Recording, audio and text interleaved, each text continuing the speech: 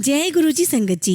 गुरुजी को प्रणाम और आप सभी संगत को जय गुरुजी। पूर्व दिशा में जितना ही चलेंगे पश्चिम दिशा उतनी ही दूर होती जाएगी। इसी प्रकार धर्म पथ पर जितना ही अग्रसर होएंगे संसार उतना ही दूर पीछे छूटता जाएगा। संगत जी, कलयुग में प्रेम पूर्ण ईश्वर भक्ति ही सर्वश्रेष्ठ है। प्रेम से ईश्वर का नाम भजो, प्रेम से कीर्तन रंग में मस्त होकर नाचो, संसार में हम सब तर जाएंगे। संगत जी, जिस प्रकार पतंगा एक बार रोशनी देखने पर फिर अंधकार में नहीं जाता, चींटियां गुड़ में प्राण दे देती है पर वहाँ से लौटती नहीं है, इसी प्रकार भक्त जब एक बार प्रभु भक्ति का रस स्वादन कर लेते हैं तो उनके लिए प्राण दे देते हैं पर दोबारा लौटते नहीं हैं। और संगत जी, इसी ईश्वर भक्ति में नहाने के लिए हमें इस कलयुग में शिव पुराण का पाठन करना अत्यंत आवश्यक है। और ऐसा गुरुजी ने भी हमें कहा है कि शिव पुराण का पाठ करना चाहिए। संगत जी, आज हम शिव पुराण के रुद्र संहिता खंड 2 से अध्याय 13, 14, 15 व 16 का पाठन करेंगे और इन चारों अध्याय का सार आपको समझाने जा रही हूँ। प्रजापति दक्ष को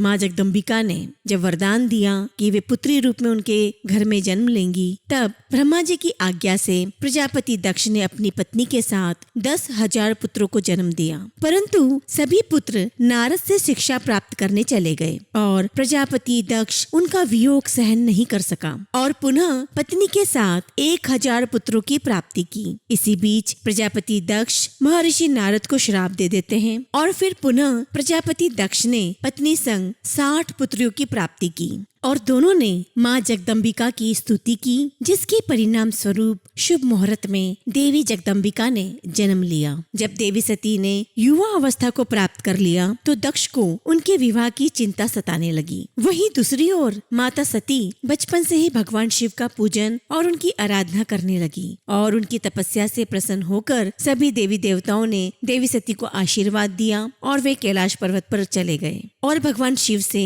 देवी सती को पत्नी रूप में ग्रहण करने का आग्रह करने लगे। तो भगवान शिव ने सभी देवी देवताओं को देवी सती से विवाह करने के लिए आश्वस्त किया। संगत जी, ये सारा सार इन चारों अध्याय का है, पर ये सारे घटनाक्रम किस प्रकार से हुए उसको हम अध्याय से ही समझेंगे। तो हम शुरू करने जा रहे हैं रुद्र संहिता खंड 2 अध्याय 13, दक्ष द्वारा मैथुनी सृष्टि का आरंभ। ब्रह्मा जी कहते हैं, हे नारद, प्रजापति दक्ष देवी का वरदान पाकर अपने आश्रम में लौट आए। मेरी आज्ञा पाकर प्रजापति दक्ष मानसिक सृष्टि की रचना करने लगे, परंतु फिर भी प्रजा की संख्या में वृद्धि होती न देखकर वे बहुत चिंतित हुए और मेरे पास आकर कहने लगे, हे प्रभु, मैंने जितने भी जीवों की रचना की है वे सभी उतने ही रह गए, अर्थात उनमें कोई भी वृद्धि नहीं हो पाई। हे तात, मुझे कृपा कर ऐसा कोई उपाय बताइए जिससे वे जीव अपने आप बढ़ने लगे। ब्रह्मा जी बोले, प्रजापति दक्ष, मेरी बात ध्यान पूर्वक सुनो। तुम त्रिलोकीनाथ भगवान शिव की भक्ति करते हुए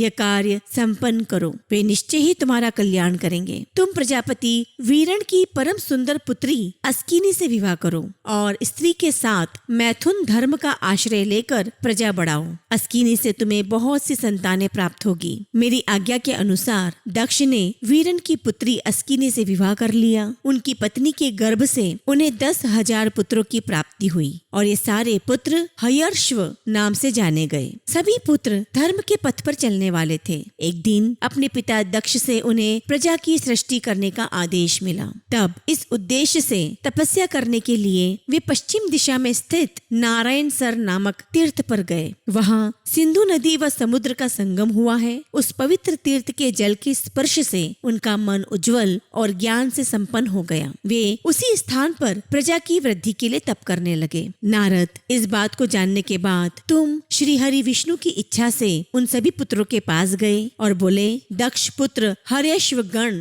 तुम पृथ्वी का अंत देखे बिना सृष्टि की रचना करने के लिए कैसे उद्यत हो गए? ब्रह्मा जी बोले, हर्यश्व बड़े ही बुद्धिमान थे। वे तुम्हारा प्रश्न सुनकर उस पर विचार करने लगे। वे सोचने लगे कि जो उत्तम शास्त्र रूपी पिता के निवृत्ति परक आदेश को नहीं समझता, वह केवल रजोगुण पर विश्वास करने वाला पुरुष सृष्टि निर्माण का कार्य कैसे कर सकता है। इस बात को समझकर वे नारद जी की परिक्रमा करके ऐसे रास्ते पर चले गए जहाँ से वापस लौटना असंभव है। जब प्रजापति दक्ष को यह पता चला कि उनके सभी पुत्र नारद से शिक्षा पाकर मेरी आज्ञा को भूलकर ऐसे स्थान पर चले गए हैं जहाँ से लौटा नहीं जा सकता, तो दक्ष इस बात से बहुत दुखी हुए। वे पुत्रों के वियोग को सह नहीं पा रहे थे। तब मैंने उन्हें समझाया और उन्हें सांत्वना दी। तब पुनः दक्ष की पत्नी अस्किनी के गर्भ से शबलाश्व नामक 1000 पुत्र हुए और वे सभी अपने पिता की आज्ञा को पाकर पुनः तपस्या के लिए उसी स्थान पर चले गए जहाँ उनके बड़े भाई गए थे।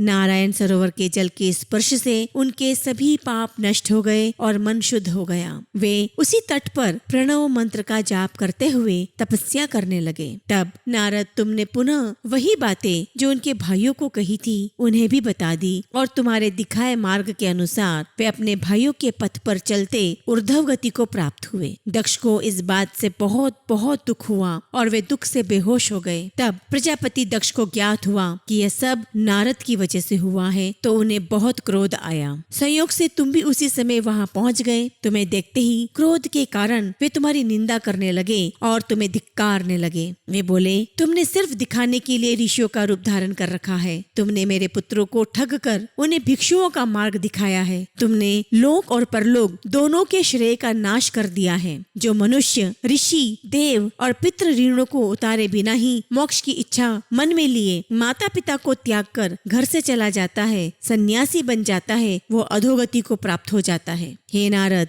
तुमने बार बार मेरा अमंगल किया है, इसलिए मैं तुम्हें श्राप देता हूँ कि तुम कहीं भी स्थिर नहीं रह सकोगे। तीनों लोकों में विचरते हुए तुम्हारा पैर कहीं भी स्थिर नहीं रहेगा, अर्थात तुम्हें ठहरने के लिए सुस्थिर ठिकाना नहीं मिलेगा। नारद, यद्यपि तुम साधु पुरुषों द्वारा सम्मानित हो, परंतु तुम्हें शोक वश दक्ष ने ऐसा श्राप दिया जिसे तुमने शांत मन से ग्रहण कर लिया और तुम्हारे मन में किसी प्रकार का विकार नहीं आया। 13वां अध्याय समाप्त। 14वां अध्याय दक्ष की 60 कन्याओं का विवाह। ब्रह्मा जी बोले, हे मुनिराज, दक्ष के इस रूप को जानकर मैं उसके पास गया। मैंने उसे शांत करने का बहुत प्रयत्न किया और सांत्वना दी। मैंने उसे तुम्हारा परिचय दिया। दक्ष को मैंने जानकारी भी दी कि तुम भी मेरे पुत्र हो, तुम मुनियों में श्रेष्ठ और देवताओं के प्रिय हो। तत्पश्चात प्रजापति दक्ष ने अपनी पत्नी से 60 सुंदर कन्याएं प्राप्त की। तब उनका धर्म आदि के साथ विवाह कर दिया। दक्ष ने अपनी 10 कन्याओं का विवाह धर्म से,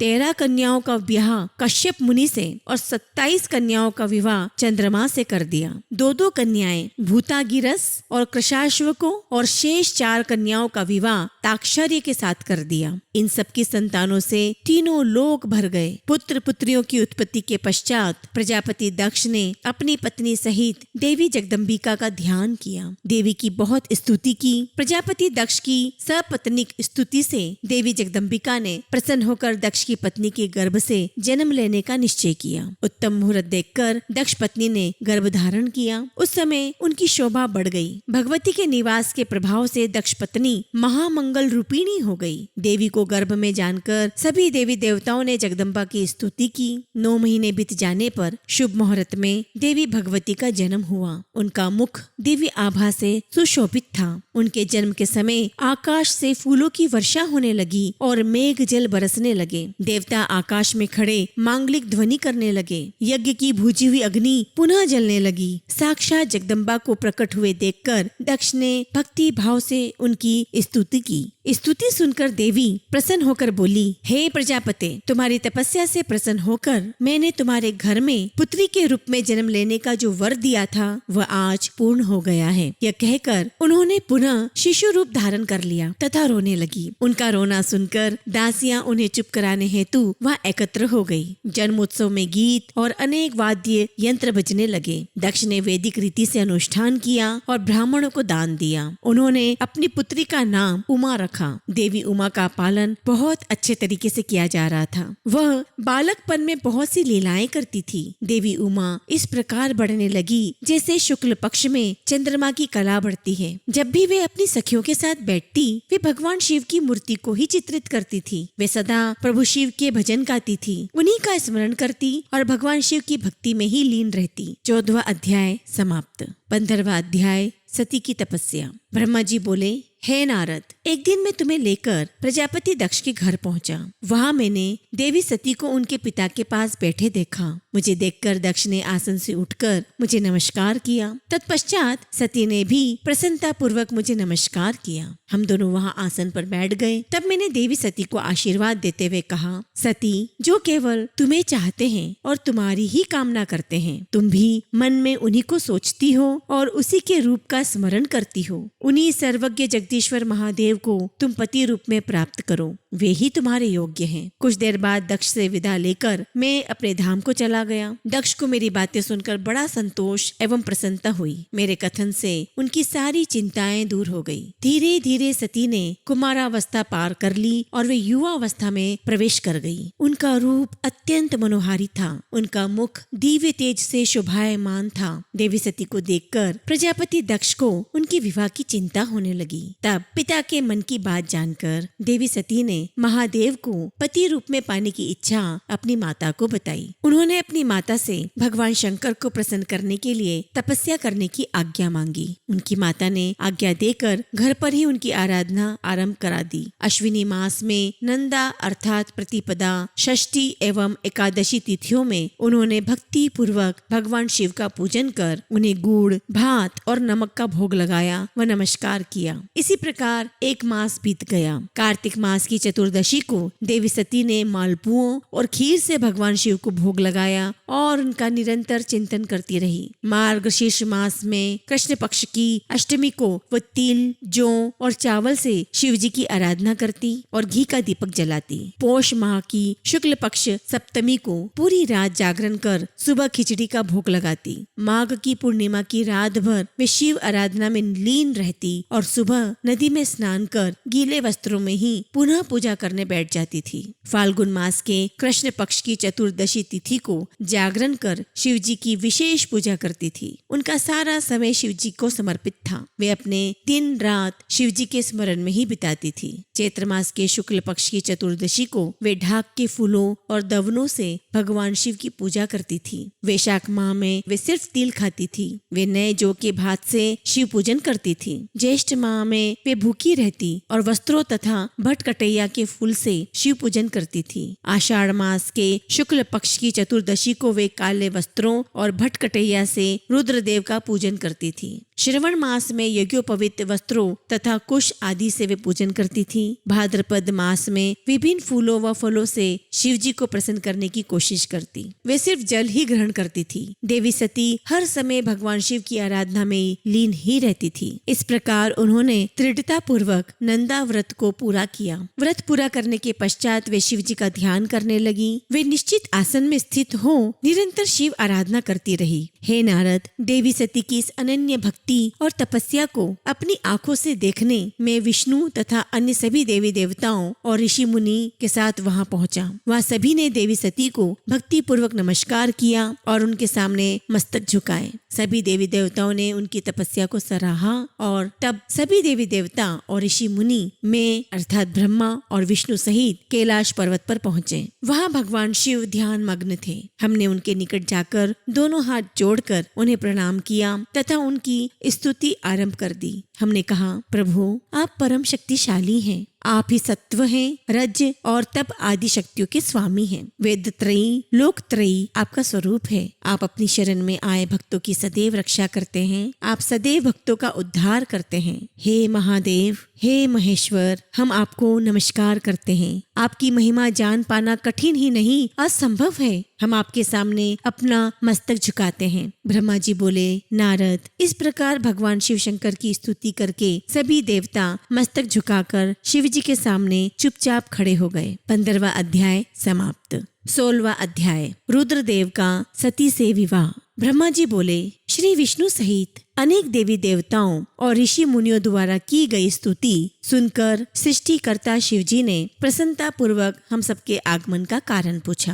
रुद्रदेव बोले, हे हरे, हे देवताओं और महर्षियों, मुझे अपने कैलाश पर आगमन के विषय में बताइए। आप लोग यहाँ किस लिए आए हैं और आपको कौन सा कार्य है, कृपया मुझे बताइए। मुने महादेव जी के इस प्रकार पूछने पर भगवान विष्णु जी की आज्ञा से मैंने इस प्रकार निवेदन किया। मैं बोला, हे देवादिदेव महादेव, करुणा सागर, हम सब यहाँ आपकी सहायता मांगने के लिए आए हैं। भगवान, हम तीन होते हुए भी एक हैं। सृष्टि के चक्र को नियमित और सुचारू रूप से चलाने के लिए हम एक दूसरे के सहयोगी की तरह कार्य करते हैं। हम एक दूसरे के सहायक हैं। हम तीनों के परस्पर सहयोग के फलस्वरूप ही जगत के सभी कार्य संपन्न होते हैं। महेश्वर, कुछ असुरों का वध आपके द्वारा, कुछ असुरों का वध मेरे द्वारा तथा कुछ असुरों का वध श्री हरि द्वारा निश्चित है। हे प्रभु, कुछ असुर आपके वीर्य द्वारा उत्पन्न पुत्र के द्वारा नष्ट होंगे। हे भगवान, आप घोर असुरों का विनाश कर जगत को स्वास्थ्य व अभय प्रदान करते हैं। हे प्रभु, सृष्टि की रचना,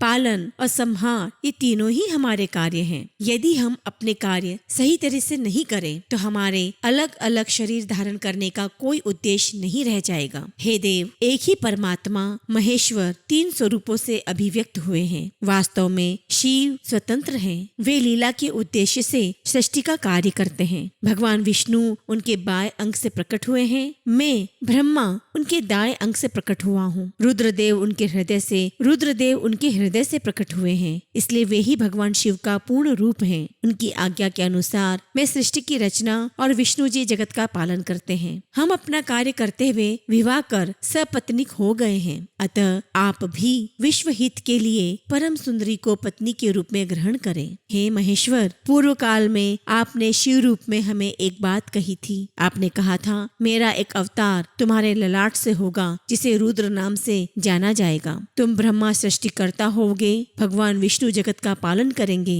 और मैं शिव सगुण रुद्र रूप संहार करने वाला होऊंगा। एक स्त्री के साथ विवाह करके लोक के कार्यों की सिद्धि करूंगा। हे महादेव, अब अपनी कही बात को पूरा कीजिए। हे प्रभु, आपके बिना हम दोनों अपना कार्य करने में समर्थ नहीं हैं। आप ऐसी स्त्री को पत्नी के रूप में धारण करें जो कि लोक हित के कार्य कर सके। भगवान, जिस प्रकार लक्ष्मी विष्णु की और सरस्वती मेरी सहधर्मिणी है, उसी प्रकार आप भी अपने जीवन साथी को स्वीकार कीजिए। मेरी ये बात सुनकर महादेव जी मुस्कुराने लगे और हमसे इस प्रकार बोले। उन्होंने कहा, हे ब्रह्मा, हे विष्णु, तुम मुझे सदा से अत्यंत प्रिय हो। तुम समस्त देवताओं में श्रेष्ठ तथा त्रिलोक के स्वामी हो, परंतु मेरे लिए विवाह करना उचित नहीं है। मैं सदैव तपस्या में लीन रहता हूँ। इस संसार से मैं सदा विरक्त रहता हूँ। मैं तो एक योगी हूँ जो सदैव निवृत्ति के मार्ग पर चलता है। घर गृहस्थी से भला मेरा क्या काम। मैं तो सदैव आत्मरूप हूँ जो माया से दूर है, जिसका शरीर अवधूत है, जो ज्ञानी, आत्मा को जानने वाला